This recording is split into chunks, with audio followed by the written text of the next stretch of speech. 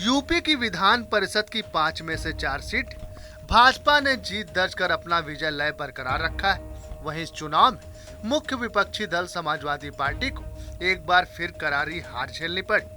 गोरखपुर फैजाबाद खंड स्नात, कानपुर खंड स्नात, बरेली मुरादाबाद खंड स्नात, इलाहाबाद झांसी खंड शिक्षक सीट पर एक बार फिर बीजेपी ने अपनी जीत का परचम लहराया। इन सीटों पर भाजपा की सपा से टक्कर थी। वहीं कानपुर शिक्षक खंड की सीट पर बीजेपी को हार का सामना करना पड़ा है। इस सीट पर निर्दलीय उम्मीदवार ने जीत दर्ज की। रामचरितमानस पर चल रहे विवाद को लेकर बसपा सुप्रीमो मायावती ने ट्वीट कर सपा पर हमला बोला है। उन्होंने लिखा कि देश में कमजोर और उपेक्षित वर्गों का ग्रंथ रामचरितमानस व मनुस्मृति आदि नहीं, बल्कि भारतीय संविधान है, जिसमें बाबा साहब ने इन्हें शूद्रों की नहीं बल्कि SC, ST, OBC की संज्ञा दी है। सपाई शूद्र कहकर उनका अपमान न करे और न ही संविधान की अवहेलना करे।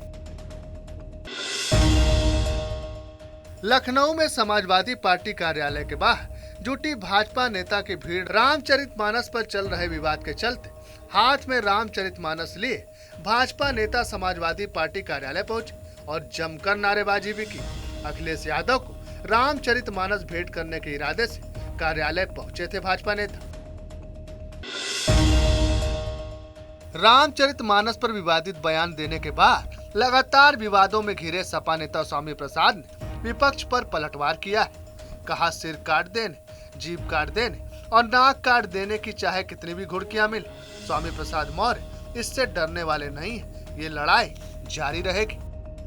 अपमानित करते हो, ये बंद होना चाहिए। और जितनी भी घुड़कियां आ रही हैं, देख लेने की, मार लेने की, सिर काट लेने की, नाक काट लेने की, जीभ काट लेने की, कान काट लेने की, इन धमकियों से स्वामी प्रसाद मौर्य बिचलने वाले नहीं है। बल्कि आज हमने अगर इनके सम्मान की बात उठाई है तो लड़ाई आगे भी जारी रहेगी।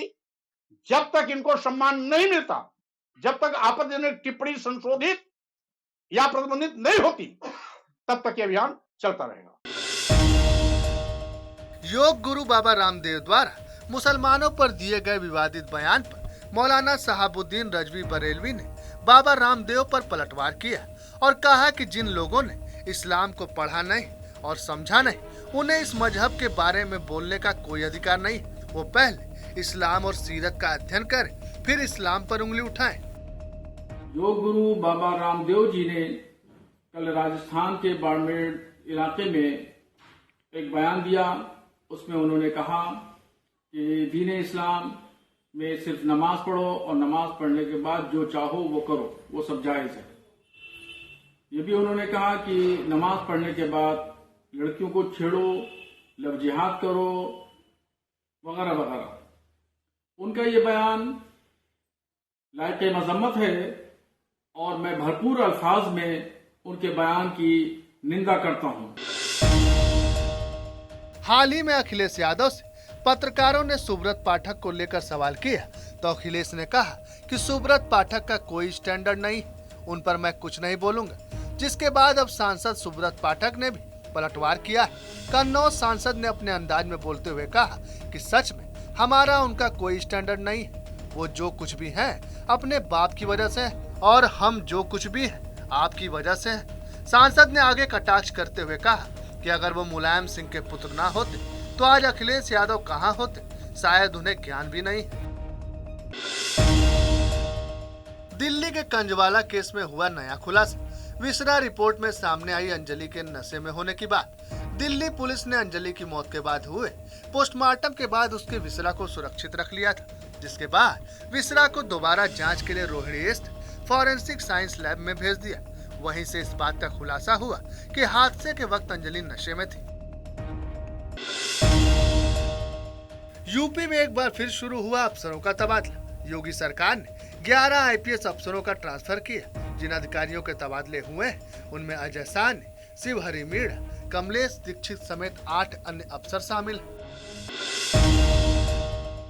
जोशीमठ आपदा प्रभावितों को मिली राहत। जोशीमठ आपदा प्रभावितों से सहकारी बैंकों से लिए गए ऋण की 1 साल तक नहीं होगी वसूल। शासन ने ऋण वसूली को 1 साल के लिए स्थगित कर दिया है। इस संबंध अपर सचिव सहकारिता आलोक कुमार पांडे ने आदेश जारी कर दिए हैं।